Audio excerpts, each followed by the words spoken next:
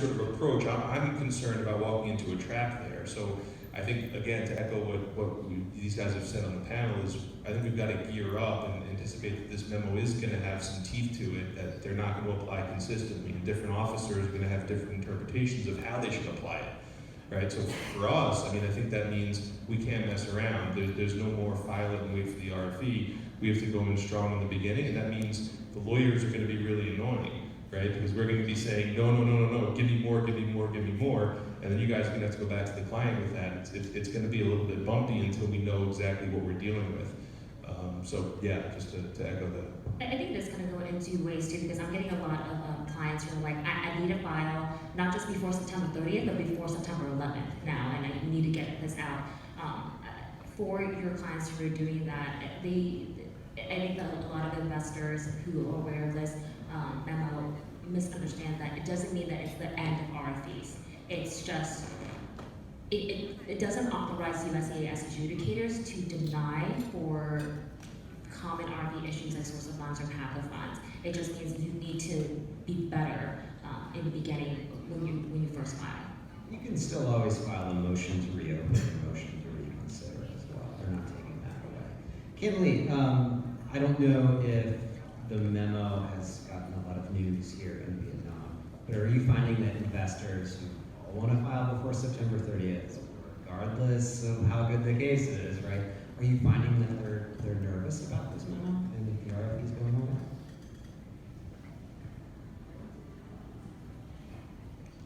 Cảm ơn. Bản thân tôi và đội ngũ của tôi luôn theo định hướng tư duy tích cực. Tất cả mọi vấn đề đều có hai mặt của nó. Nếu như chúng ta cứ răm mà lên, cứ kịch tính hóa những cái điểm xấu lên thì chúng ta chỉ thấy điểm xấu thôi. Đối với tôi là người giúp khách hàng để tìm ra được những cái định hướng cho gia đình của họ được hạnh phúc hơn, họ được sống một cái nơi mà họ thích hơn, an toàn hơn, hoặc là một nơi cho gia đình họ có con cái học hành những nơi tốt hơn. Thì đó là định hướng của tôi. Nên khi khách hàng đến với tôi, họ đã có sẵn vấn đề rồi.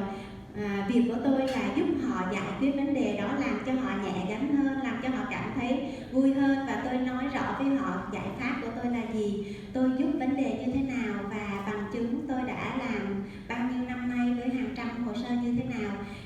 Thì rất là may mắn với cái cách thức như vậy, tôi phần lớn thuyết phục được các khách hàng, và cả đội ngũ của tôi đều đi theo một cái tư duy tích cực như vậy để mà dẫn dắt công việc cũng như là định hướng cho khách hàng của mình. Me and I and my team have a positive mindset. You know that there are two sides in one problem, right? In the bright side and in the dark side, and we are always looking in the bright side to help the clients.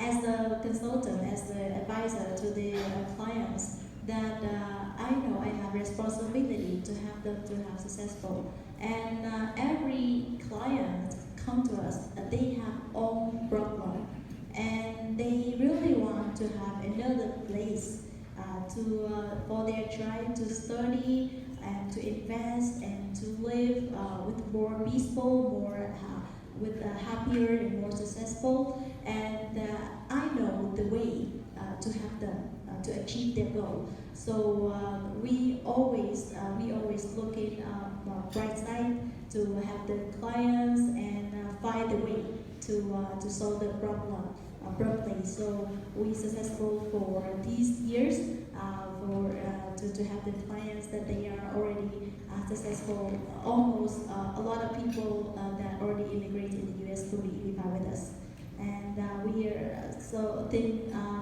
we have also more opportunity to do this with the Vietnamese people. I want to touch on two big issues that are new to Vietnam. Specifically the issue of visa retrogression, which started in May, and redeployment of funds. These are complicated issues. You could do entire panels just on these, but I want our attorneys to briefly address them. First, I'm just going to pose a general question, and then feel free to answer or say, no, that's not a real question, but how long is it going to take for a Vietnamese investor to get their green card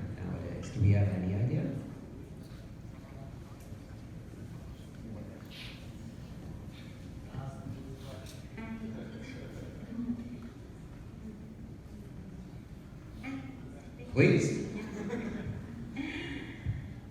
Gần đây thì tôi nghe rất là nhiều những tin đồn về việc hồ sơ được kéo dài thời gian ra, chiếu theo cái thời gian kéo dài ở tại Trung Quốc.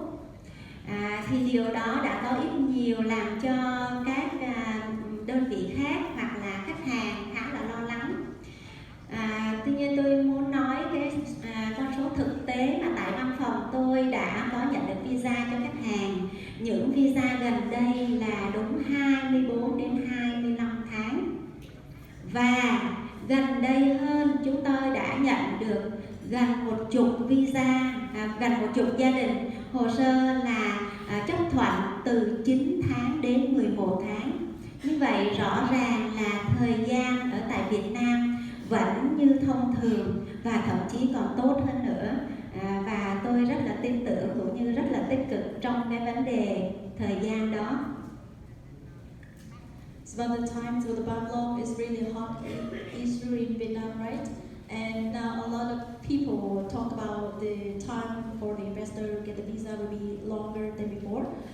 But in fact, especially in immigrants, we got many visas recently. Got the short time, the really good time to get the immigrant visa, like 24 to 25 months from the day they begin.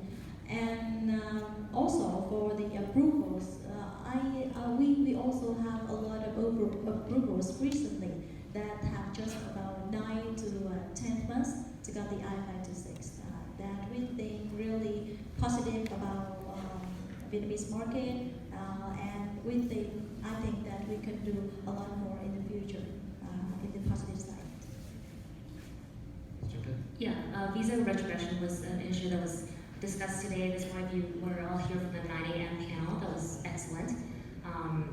But to reiterate, for investors who are getting approved now, we're not really certain how long it will take to get their visa. Right now, Vietnam is behind China on the visa waiting list. But when the October bulletin, visa bulletin comes out, we'll be able to give you a better answer. So, come back to see us next time. Yeah, I mean, I'd echo that. You can take a snapshot, right? So the snapshot right now, it's about a 4 to 5 year wait, but that's not really accurate because it depends on what happens next, right? So I think in terms of what do you do about the backlog is the better question, right? No one can make the backlog go faster. I wish I could. I would charge more money and everyone would come to me. But I can't. I would. We all wish that. And nobody can, right? The backlog is by statute, so no matter who you use, if they're telling you that theirs can go faster, it's not statutorily possible. But anyway, the impact of that though is what do you do about the backlog in terms of planning, right? So if you're clients who have children, right, what's the ages that you have to be concerned about when that child's going to age out from being a child? So again, I view it as an opportunity for lawyers and agents to engage with their clients to find creative solutions to these sorts of problems. Similar to this, and should I go into redeployment? Yes. Yeah. So because of the backlog, right? Well, let me back up a little bit. Remember, EB5 requires that the funds are at risk, right? Which means that they can't come back to the investor before a certain point in time. That point in time is typically 2 years from when the person gets conditional status.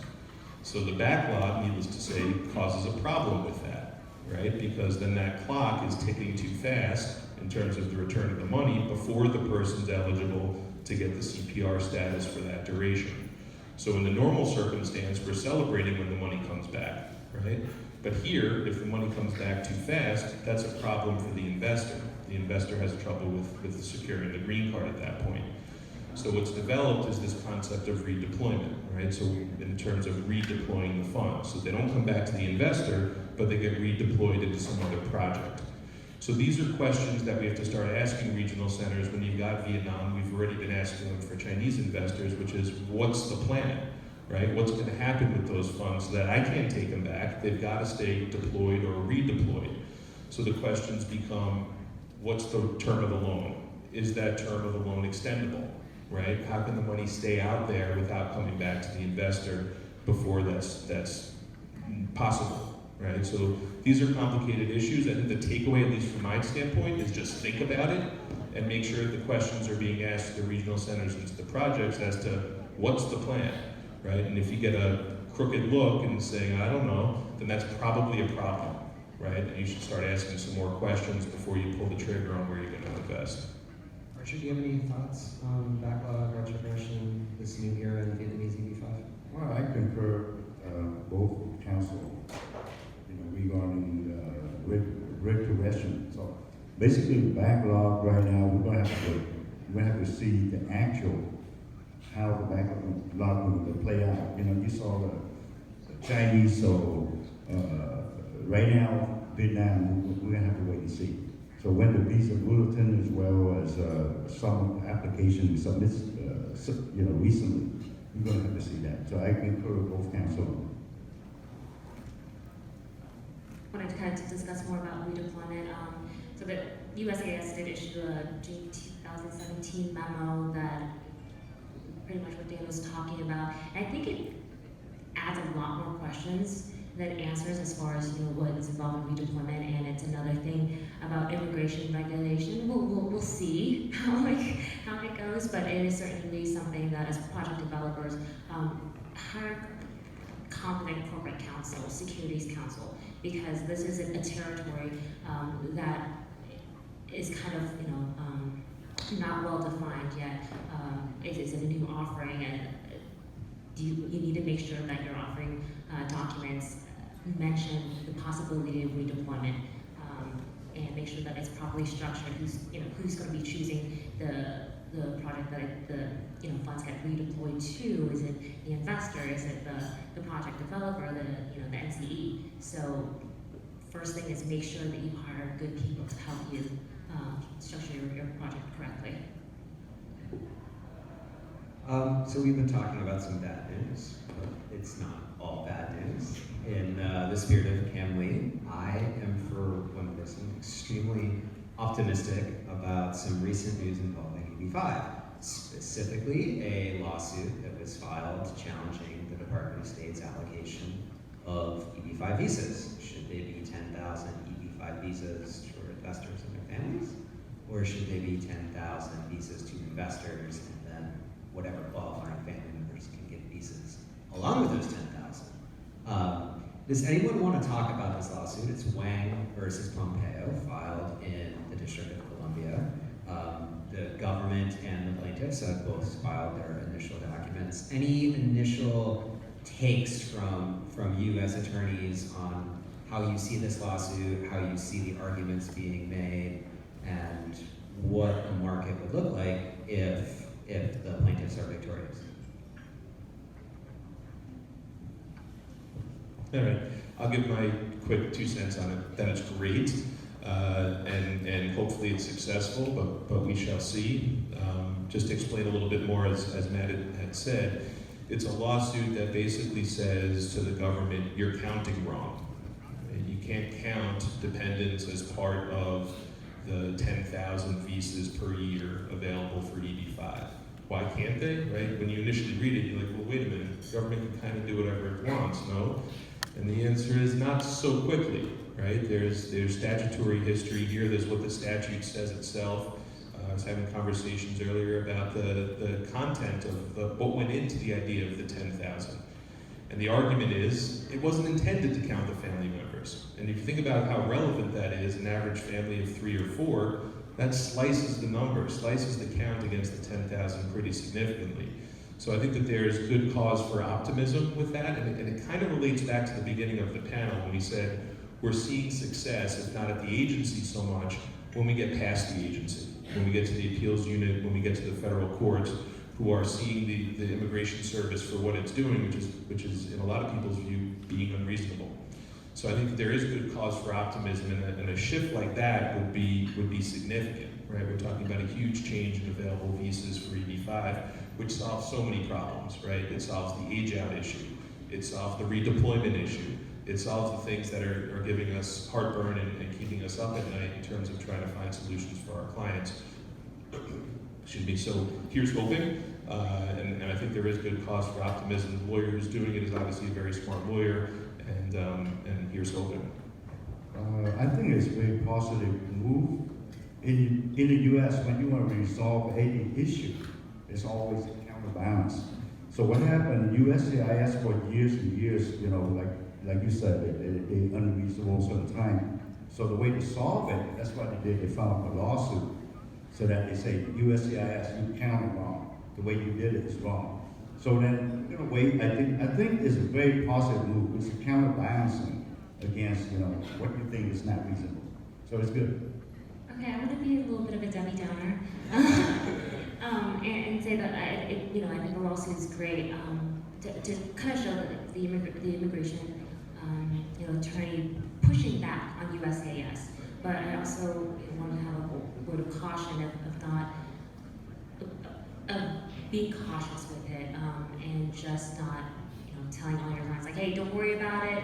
That there's a lawsuit there's a lawsuit pending, and maybe it will fix this. Like, we have to accept the reality of visa backlog as it is, and advise clients using that reality. And if things change, then just hallelujah. Haley, what do you think? Has news of this counting lawsuit reached Vietnam? And if so, how are investors, what are their thoughts on the lawsuit and whether or not it can radically change it?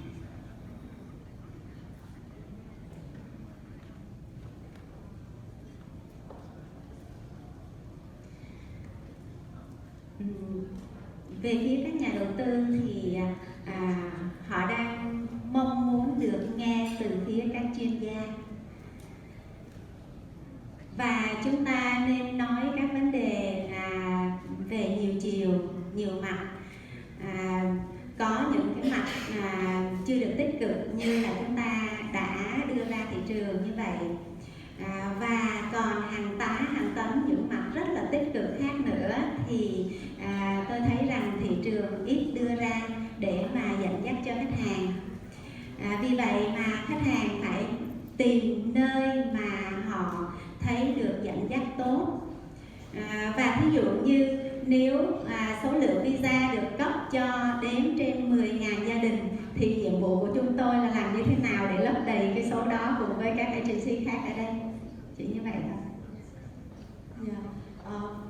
For the investor, they always want to find the good expert to help them in the program.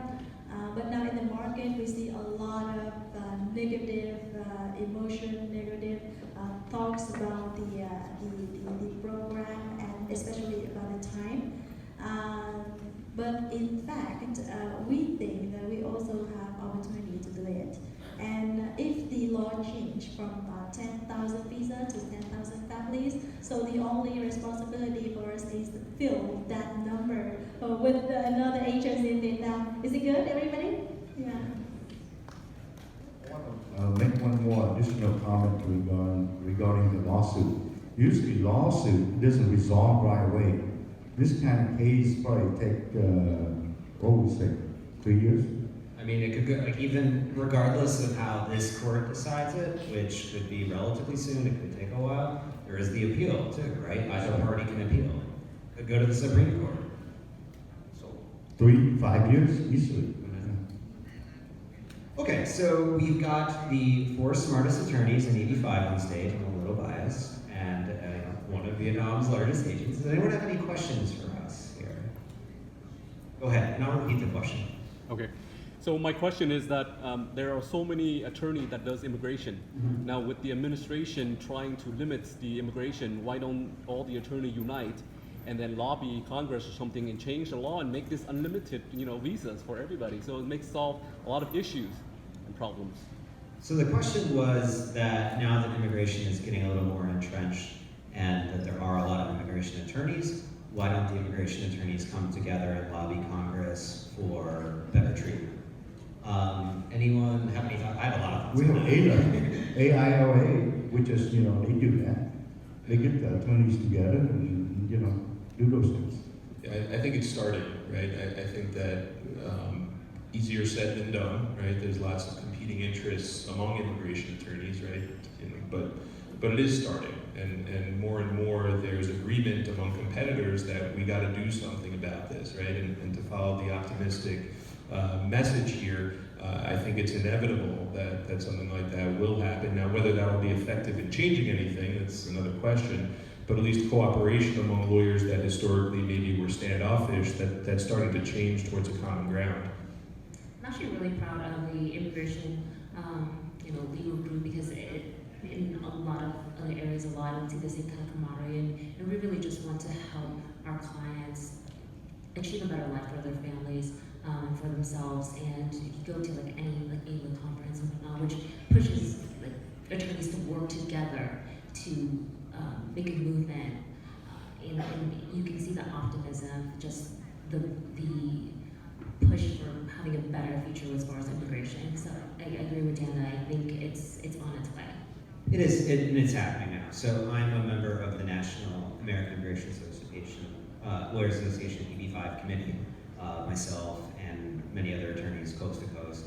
Every month we have calls and talk about these strategies. There were two actually big developments that are really appropriate for us to discuss on this panel that happened in the policy memorandum, the policy memo regarding regional centers, and we're already actively writing letters back to the agency saying, you need to take this out, and we're already discussing amongst ourselves, these don't really match the statute, and trying to find good plaintiffs for lawsuits. So it's definitely happening, but that it is something that should happen. Thank you. Any other questions? I planted people in the crowd to ask us easy questions. There's one. That's what it was.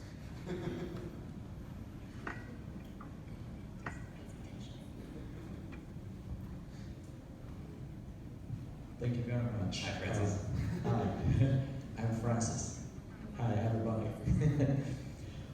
Well, the investor, they're not familiar with the industry jargon, let's say backlog and all these things. The very simple question they asked, today, I'm giving the project money and how many more years that I can have it back, and they need the accurate information or the facts. They don't want any positive stuff.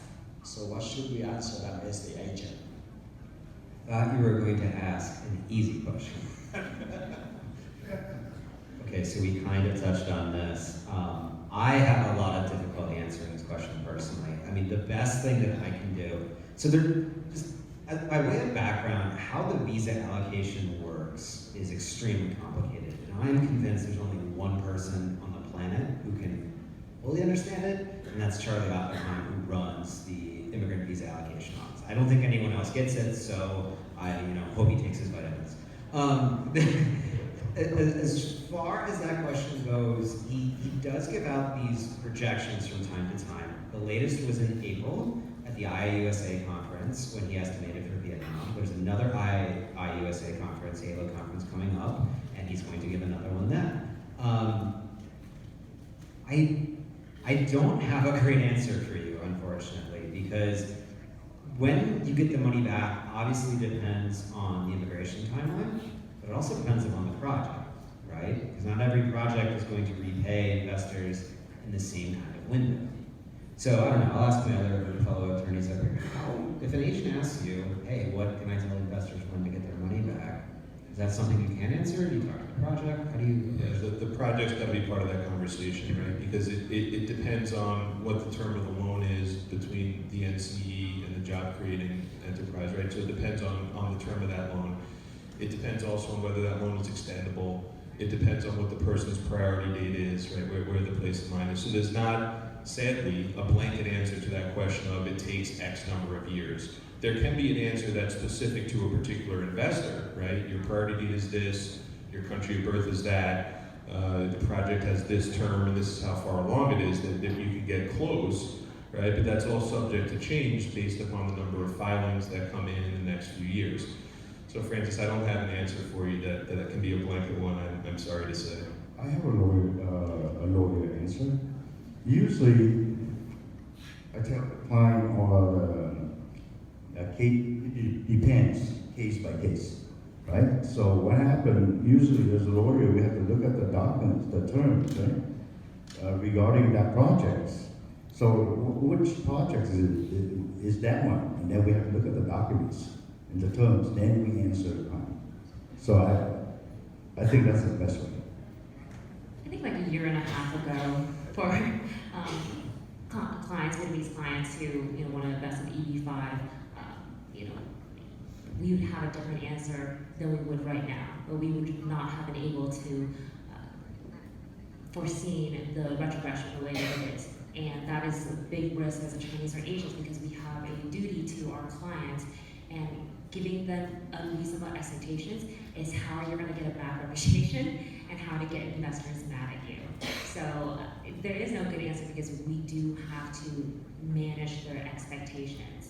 Because it's impossible to foresee the future, and EB5 is going to grow and change in so many ways that there's no way to know. All right, got it. Thank you very much for the very legally concept approach. Sorry, We're here for. we tried.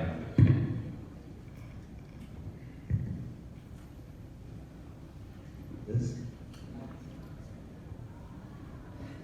To run the microphone from one side of the room to the other.